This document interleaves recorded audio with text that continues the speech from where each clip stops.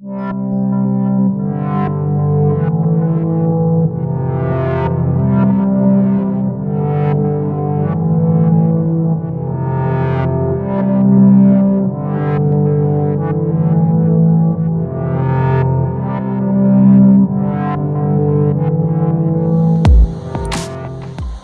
I'm here at Basic Space for Dan's show. We're just setting up.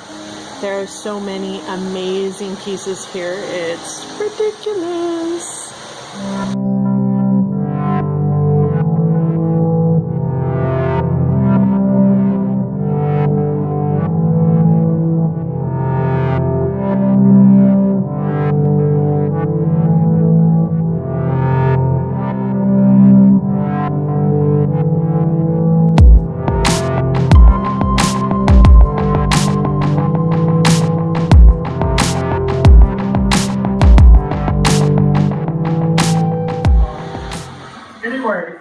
I'm Dan Killers, and I make this. I refer to my work as a visual memoir. I think of myself as a conceptual artist who uses assemblage as my medium. And for this body of work, I really focused on the notion of art as artifact and vice versa, as artifact as art, and the different meanings that are attached to artifacts that we find. I work with salvage materials. Everything you see here is made with about 90 to 95% salvage materials. I take discarded pieces of furniture, architectural remnants, just random things, and bring it to my home, dismantle it completely, sort it into different types of materials, and then start over again and reconstruct it into what you see today. And usually what I start with, for me, there's a concept that starts the piece. Last month, Kelly was talking about how she thinks of her title afterwards, or that's something that comes late. For me, it's exactly the opposite. I know what the piece is called before I even start it. Usually the object that's contained within the piece has spoke to me in some way or another. It said whatever it needs to say, and the title comes to me. And usually shortly after discovering what it is, I have a series of dreams. Dreams play a big part of how I create, and is part of my creative process. I usually dream about my work in detail, to the point where I know what it looks like before I ever start to assemble it. And when I'm dreaming, I wake up in the morning and I sit down and I do little rudimentary sketches, just enough to sort of trigger my memories about what it was that I was, what I was thinking. Sometimes they're little sketches, sometimes it's just, thing that says doll dress, to help, sort of trigger my memory of what's going on with that piece. I like to work with subject matter that is personal to me. I use my own life as a source of inspiration in a way. Years ago, when I was first starting making art, and I was sort of trying to figure out where I fit, somebody said, "Do what you know. Draw from what you know." And I just thought about it, and I thought, well, I know myself pretty well. And that's really what I work from, is my own thoughts and my own memories and my own feelings about the world around us. My work also tends to have a lot of social commentary, or is in a level of political aspect within my work. Excuse me. And I try to keep it. I work with really serious materials and serious subject matter, but I try to keep it on a light sort of sense of things so that it's approachable. So you're not walking into the room and go, "Oh my God, it's filled with death and destruction," until you actually get up to the piece, and then you're on your own. But I'm just there to lure you in, with things. So that's what I do. I've been making art since the beginning of time. I don't recall a period of my life where I didn't make art. I some of my youngest childhood memories were hanging out with my grandmother, working with salvage materials to create little weird bric-a-brac toys and stuff, you know. I remember building stuff out of egg cartons and old postcards and, you know, different things. So that notion of working with salvage materials, DNA, somewhere in there. And I also look around and I just see that we live in a world that is so disposable, and there's so much stuff that we go through on an everyday basis. And it just seems to me to be sort of a crime to not reuse some of those materials rather than just see them end up in the landfill. I find myself going deep within myself and really sort of doing a lot of self-evaluation while I'm looking at the work. And in doing so, I find multiple layers of meaning behind each individual thing that I've initially assigned a meaning to. The objects that I use really aren't part of my history itself. The dress isn't something that came from my childhood. You know, the boxing bag I've never punched. But they conjured up an image for me that seemed important for whatever reason. And those images come to me, or those meanings come to me at the strangest moments. You know, I will be putzing around in the studio, just sort of doing my humming and hawing like I do, and I'll turn and I pick up an old doll dress that I had previously almost discarded, and it will say something to me. It just says, "Hey, this is your next piece," and the title comes to my mind, and I go from there. The titles do have an important part of it because it helps give you clues as to where my brain was, you know, when I'm making it.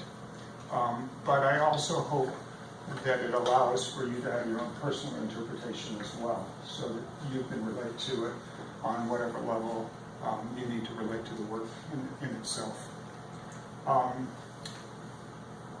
My work does get really serious at times, and sometimes it's difficult work to process for people because it is so personal. The writings that I've done are all my own writings. I brought this book along because I thought I'd share some of those pieces with you. And most of these writings happened, or were pieces that I did about 20 years ago, actually, while I was caregiving for my late partner.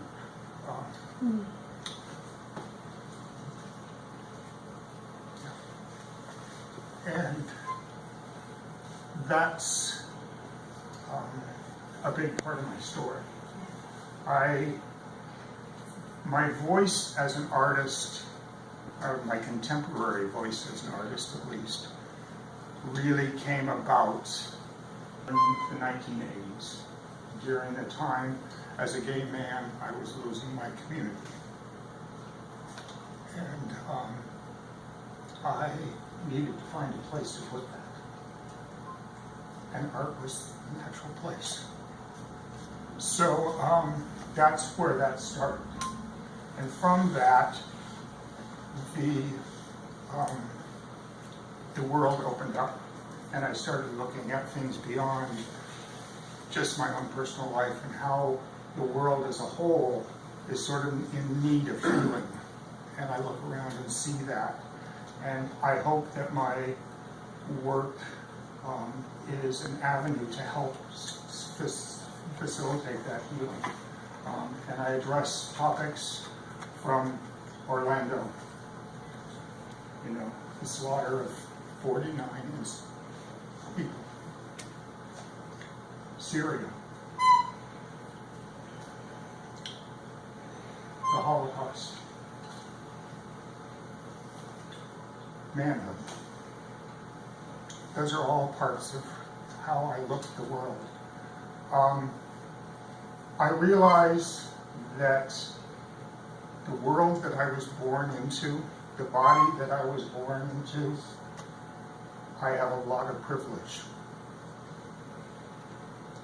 I realize that being a white male, I can go anywhere and not be questioned. I also realize that when you add one thing, a gay white male, I'm a target. And that's for each of us. Each of us have our own strengths and our own abilities to move throughout the world, but we all have one thing about us that allows us to be judged. And I like to try to talk about that in my work as well, is how do we maneuver the world when sometimes the world isn't being friendly towards us. So I make art, and I continue to make art. And How did you feel tonight, Wint? How was the talk? It was amazing. Yeah? Yeah. Heartfelt, emotional, connective, cross-cultural. But I also live that life. True. We're in a different generation. True.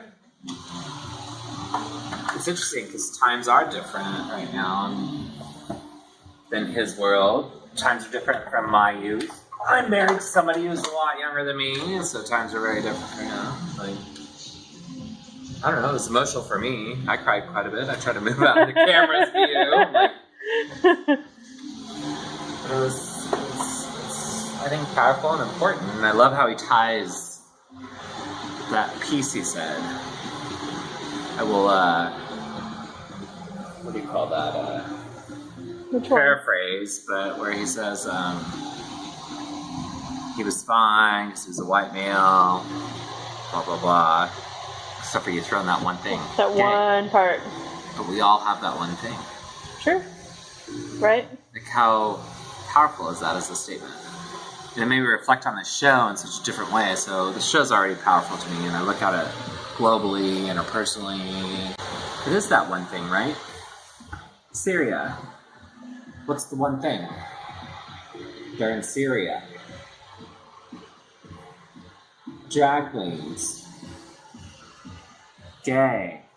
Manlyhood. Jewish. Blinded by faith, you know, your faith, that one thing, that separation, that difference. Like Orlando, why that nightclub? There's 100, 200 of them Yeah. probably in that city. Well, it's almost that one thing at the wrong time. Yeah, that's all I wanted and more.